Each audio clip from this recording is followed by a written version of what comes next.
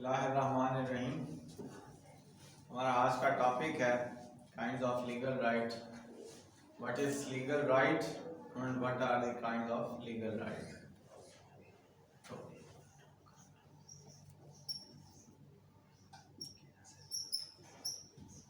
Legal right, kinds of legal rights.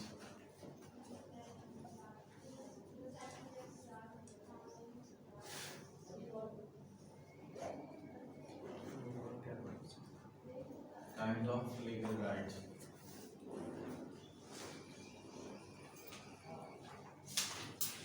इसका introduction है, there can be no duty without a right। कोई ऐसी duty नहीं है जिसमें कोई राइट ना हो। राइट के बगैर कोई ड्यूटी नहीं है।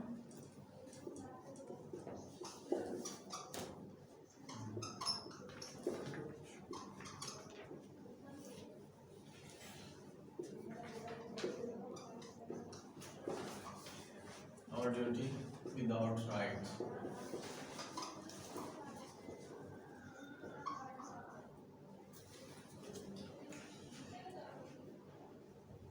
There can be no duty without a right, and according to Hibbert, a right is one person's capacity of obliging other to do or forbear by means not of his own strength but by the strength of a third party. If such third party is God, the right is divine. If such third party is a public generally acting through opinion, the right is moral. If such third party is the acting directly or indirectly, the right is legal। Introduction में उन्होंने वाज़े नहीं बताया कि legal right क्या है। सबसे शुरू में ही थोड़ा सा है कि no duty without a right, और आगे जो उन्होंने फलसफे की बातें की हैं। तो डेफिनेशन में देखते हैं कि डेफिनेशन ऑफ लीगल राइट क्या है।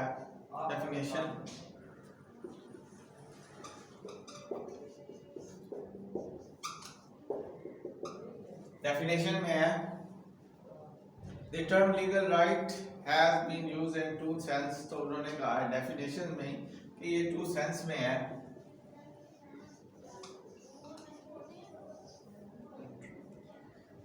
टू सेंसेस में इसको जो है बयान किया गया है। तो पहली सेंस है अकॉर्डिंग टू ग्रे। पहली फर्स्ट है restricted or popular sense। restricted or popular sense।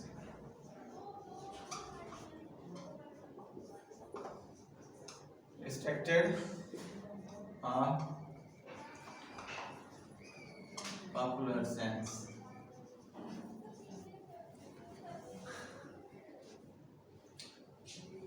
According to Gray, a legal right is that power which a man has to take a person or persons to do or refrain from doing। एक power का नाम दिया गया, legal right है, एक power है। Legal right is a power, इसको power का नाम दिया गया है। Legal right is that power, वो पावर है विच जो कि man has to take a person और पर्सन्स टू डू। वो जब एक शख्स किसी को कहता है कि करें या ना करें, उस पावर को लीगल राइट का नाम दिया गया है।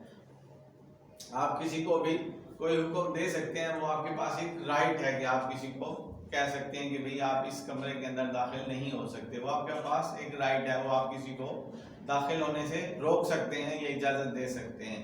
तो इसको रिस्ट्रिक्टेड और पॉपुलर सेंस का नाम दिया गया है कि आपके पास एक पावर है कि आप किसी को भी रोक सकते हैं कि ये काम ना करें और ये काम करें। आप किसी को ऑर्डर भी कर सकते हैं कि ये काम करें, ये मैं एज अ लीगल राइट आपको कह रहा हूँ कि ये काम करें। तो उसको रिस्ट्रिक्टेड और पॉपुलर सेंस का नाम दिया गया है। So far as the power arises from society imposing a legal duty upon a person and persons। तो इसकी अब वाइडर सेंस देखते हैं।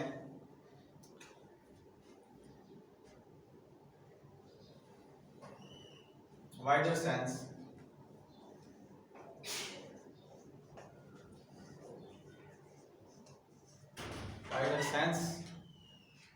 in a wider sense, legal right includes any legally recognized interest। तो इसमें वाइडर सेंस में है legally कानूनी तौर पर रिकॉग्नाइज किया गया हो, जिसको कानून भी मानता हो कि हाँ ये वाकई ये इसका हक है, लीगली रिकॉग्नाइज, ये पेन और लें, लीगली रिकॉग्नाइज और अच्छा, in wider sense legal right includes any legally recognized interest, इसको legally recognized interest का नाम दिया गया whether it corresponds to a legal duty or not.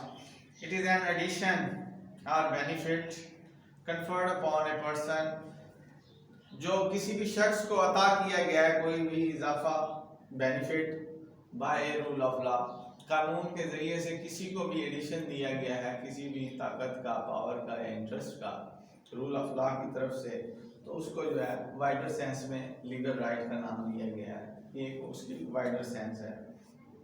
इसके बाद इसकी काइंड्स हैं, तो काइंड्स देखते हैं।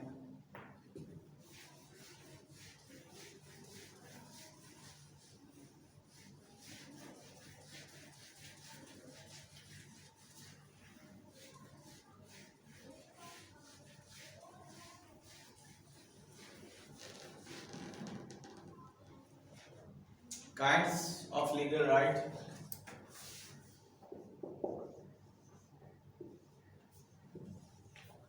Kinds of legal right.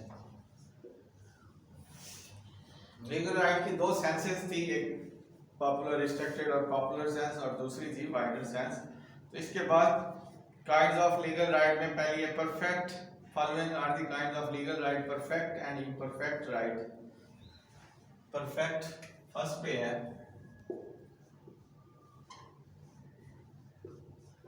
perfect and imperfect.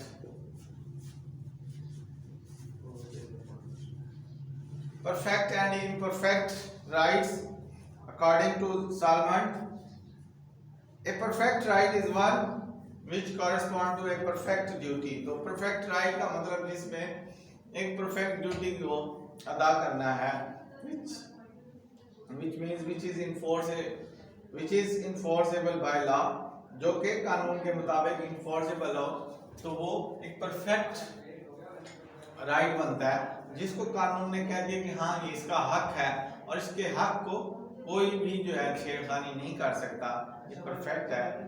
एक कंट्रैक्ट एग्जांपल में बताया, contract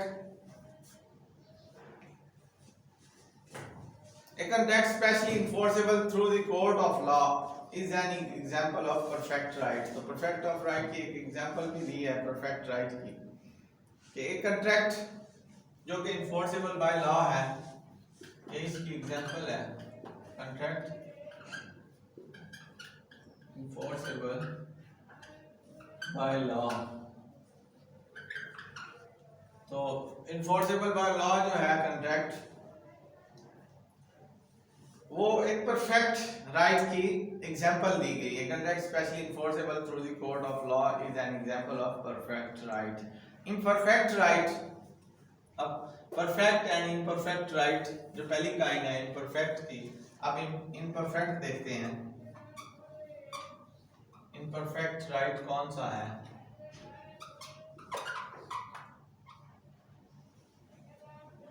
imperfect right, an imperfect right is that which is recognized by law, वो है जो कि कानून ने उसको रिकॉग्नाइज किया है, but can not be enforce bye law. तो ये इन्फोर्स बाय लॉ नहीं होता ड्यू टू सम इम्पेडिमेंट, किसी भी रुकावट की वजह से उसको कोर्ट जो है वो इन्फोर्स नहीं कर सकती है जब तक वो रुकावट खत्म ना की जाए। This may be turn into perfect right, अगर वो रुकावट खत्म करेंगे फिर वो एक परफेक्ट राइट बन जाएगा। तो इसको इसीलिए इम्परफेक्ट का नाम दिया है, उसमें कोई ना कोई रुकावट बनी हुई है। Suit for the enforcement of some right, इसकी एग्जांपल में है, a suit for the enforcement of some right has to be brought within a period of limitation। तो आप कहते हैं उसमें कहा गया है कि कोई भी आप अगर दावा दायर करते हैं और वो लिमिटेशन के अंदर करते हैं तो वो परफेक्ट राइट बन जाता है। अगर ये लिमिटेशन खत्म कर दी तो आपका राइट भी खत्म हो जाता है। इसको इम्परफेक्ट का नाम दिया गया, इम्परफेक्ट राइट। कि कोई भी आप हक लेना चाहते हैं और कोर्ट ने कह दिया कि वो हक आप 3 साल के अंदर अंदर ले सकते हैं, और आप वो 3 साल के अंदर अंदर फौरन ही ले लेंगे, कोर्ट उसको रिकग्नाइज कर देगी, तो वो इम्परफेक्ट से परफेक्ट में हो जाएगा। अगर उसकी लिमिटेशन 3 साल के बाद आपने सोचा कि हाँ मैंने वो पैसे लेने थे और मैंने नहीं लिए, और आप कोर्ट के पास आए, कोर्ट कहती है आपके पास जो है वो लिमिटेशन खत्म हो गई, तो अब आप नहीं पैसे ले सकते, तो वो आपका इम्परफेक्ट राइट था, क्योंकि उसके अंदर एक कंडीशन थी, एक रुकावट थी। उसके बाद है positive and negative right, number 2 पे है positive and negative right.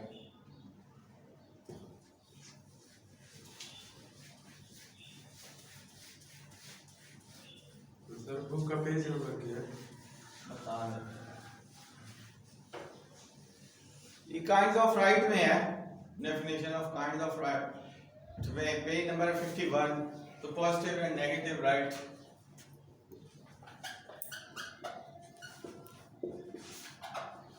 Positive negative right, उन्होंने अब इसको पॉजिटिव और नेगेटिव राइट का नाम भी दिया, पहले परफेक्ट और इम्परफेक्ट था, अब दूसरी टाइम में उन्होंने पॉजिटिव और नेगेटिव राइट का बताया। Positive right correspond to a positive duty and the person subject to the duty is bound to do something।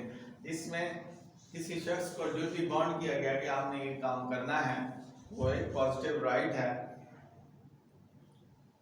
A borrow money to B, it is right of B that A give money back to B। तो एक शख्स जो है उधार लेता है रकम B से, और B का राइट बनता है कि वो A give money back to B, कि उसको वापस करे रकम को, तो ये एक पॉजिटिव राइट है। इसके बाद negative right, negative rights correspond to negative duties, तो ये नेगेटिव ड्यूटीज को कॉरेस्पॉन्ड करता है। The enjoyment of negative right is complete, तो इसकी एंजॉयमेंट जो है नेगेटिव राइट्स की मुकम्मल होती है अनलेस सच इंटरफेरेंस टेक प्लेस, जब तक कोई इंटरफेरेंस जो है वो नहीं आती। इसकी एग्जांपल है, if I have some money in my pocket, I have a negative right against all to do not to do disturb it।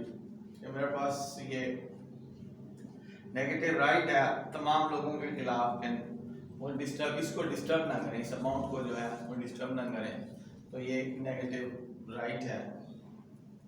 इसकी एग्जांपल है ये। इसके बाद real and personal right, number 3 पे है real and personal right. Positive and negative के बाद real and personal right, real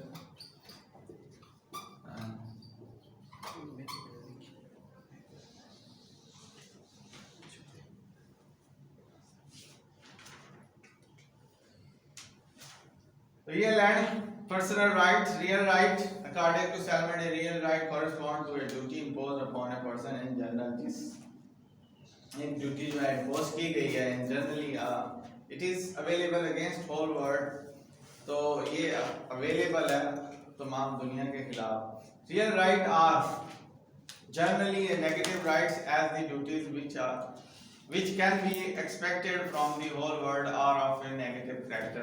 तो इसकी एग्जांपल है, I have a right not to deprive of my life is a real right, कि मुझे अपनी जिंदगी से जो है वो डिप्राइव नहीं किया जा सकता, उससे जो है खत्म नहीं करवाया जा सकता।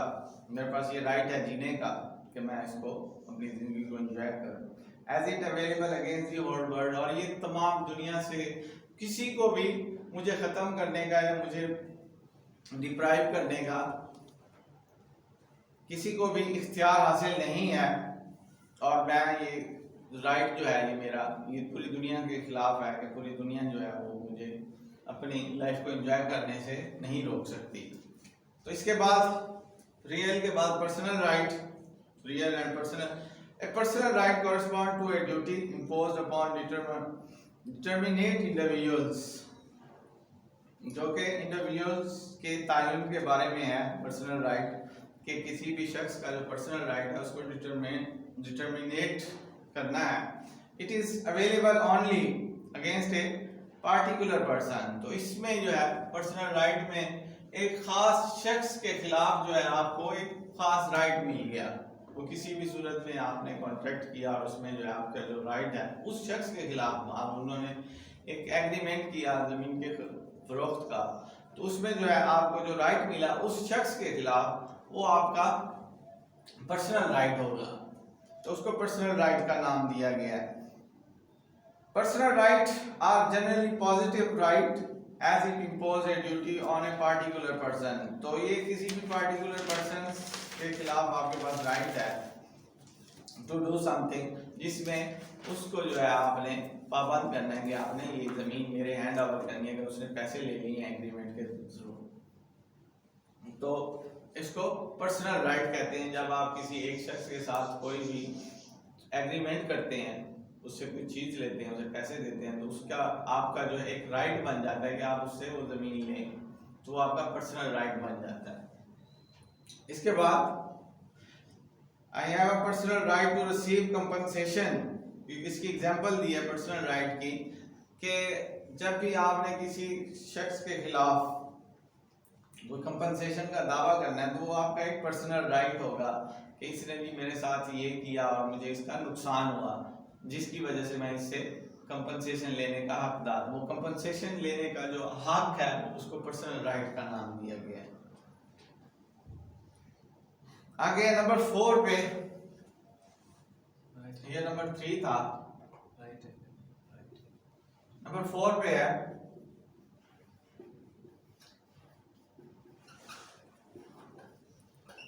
right in rem and right in persona।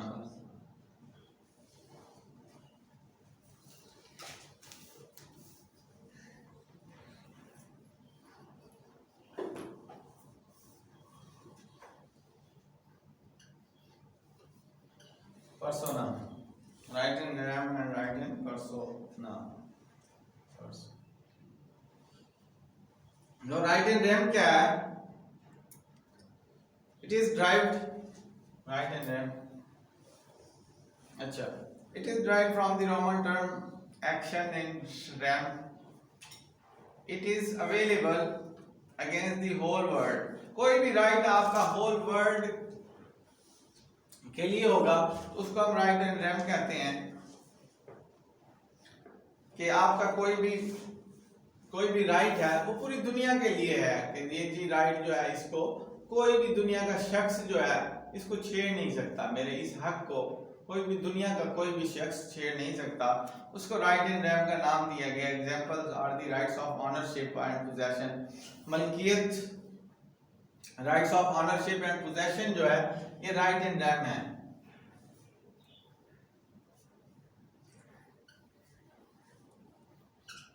Ownership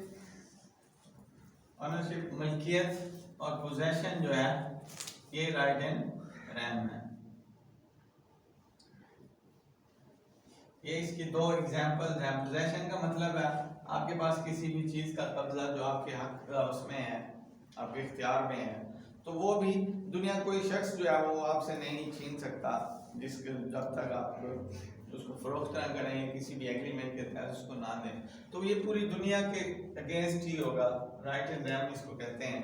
इसके बाद राइट इन पर्सोना है। अच्छा, my right of possession and ownership is protected by law. तो राइट ऑफ पोजेशन और ऑनरशिप जो प्रोटेक्टेड बाय लॉ है, कानून के ने इसकी ताकत दी। Against all those who may interfere with the same, हर उस शख्स के खिलाफ जो कि उसके अंदर इंटरफेयर करना चाहता है, तो ये राइट इन रेम है। इसके बाद राइट इन पर्सोनम। राइट इन पर्सोनम दूसरा नंबर पे है, इसके पार्ट 2 है। Right in personam it is derived from Roman term action in personam। Right in personam correspond to a duty imposed upon determinate persons। तो किसी भी शख्स को मुतय्यन करके जो है ड्यूटी इम्पोज की जाए तो उसको राइट इन पर्सोनम कहते हैं। वो पूरी दुनिया के खिलाफ आपका राइट था, अगेंस्ट ऑल द वर्ल्ड, ये अगेंस्ट एनी ए पर्सन, सिर्फ एक सिंगल पर्सन जिसको कोर्ट ने डिटरमाइन कर दिया है, कानून ने डिटरमाइन कर दिया कि आपका जो ये राइट है इस शख्स के खिलाफ है, उसको राइट इन पर्सोनम का नाम दिया गया। बिल्कुल इसी तरह की जो ऊपर हमने चीजें पढ़ी हैं उससे मिलता जुलता है, लेकिन ये उसमें रोमन में उन्होंने बताए हैं right and right and personal. तो right and personal correspond to a duty imposed upon a determinate persons। तो right under a contract are right in personam। तो contract के तहत जो भी rights पैदा होते हैं वो personam होते हैं as the parties to the contract। तो वो उस क्योंकि उसमें दो पार्टी बॉन्ड होती हैं, पूरी दुनिया को आप बॉन्ड नहीं कर सकते किसी भी contract में। contract दो लोगों के दरमियान होगा और वो ही लोग जो है वो पाबंद होंगे। आपने एक शख्स को कहना है कि आपने ये काम करना है और मैंने पैसे देने हैं, तो जो शख्स काम कर रहा है जिसको आपने पैसे देने हैं तो वो जाहिर है वो ही पाबंद होगा, पूरी दुनिया पाबंद नहीं है आपकी, तो उसको राइट एंड पर्सनल का नाम दिया गया है। इसके बाद proprietary and personal right number 5 पे है, proprietary and personal right.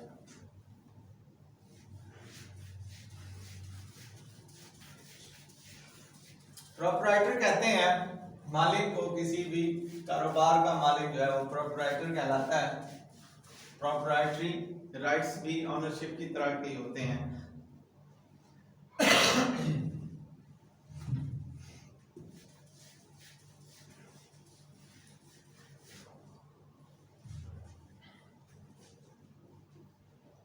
Number 5 पे है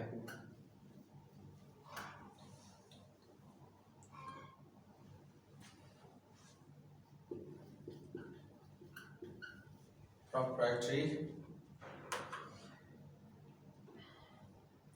and personal right। proprietary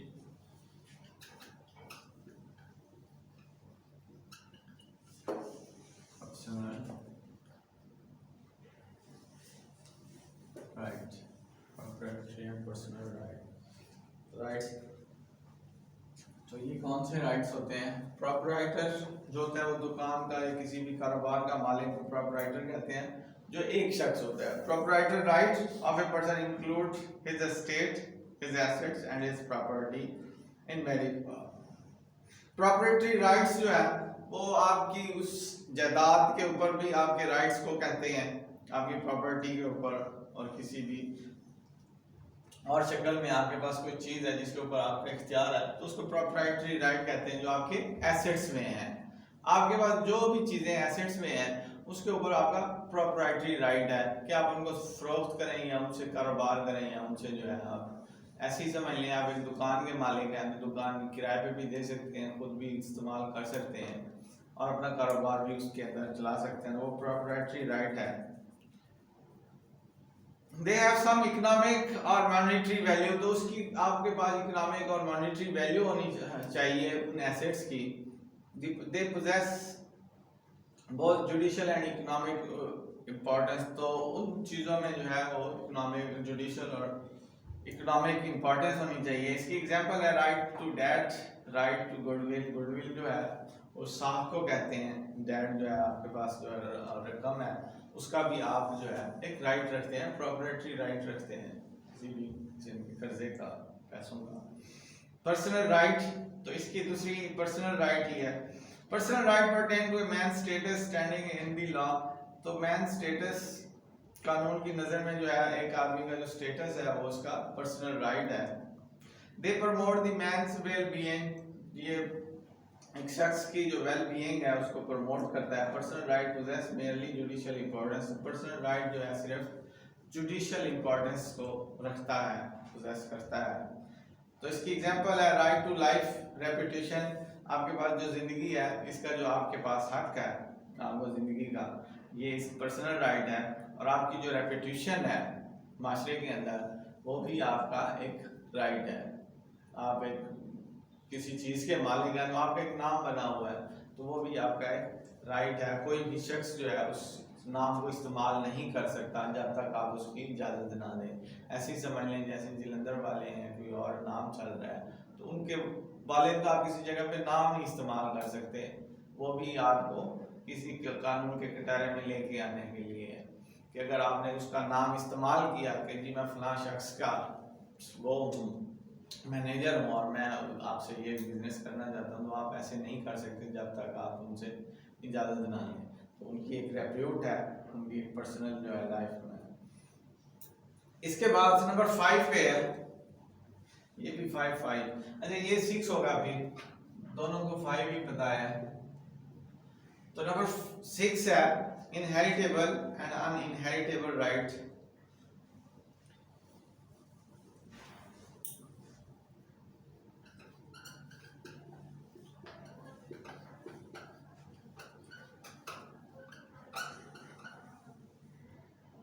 Uninheritable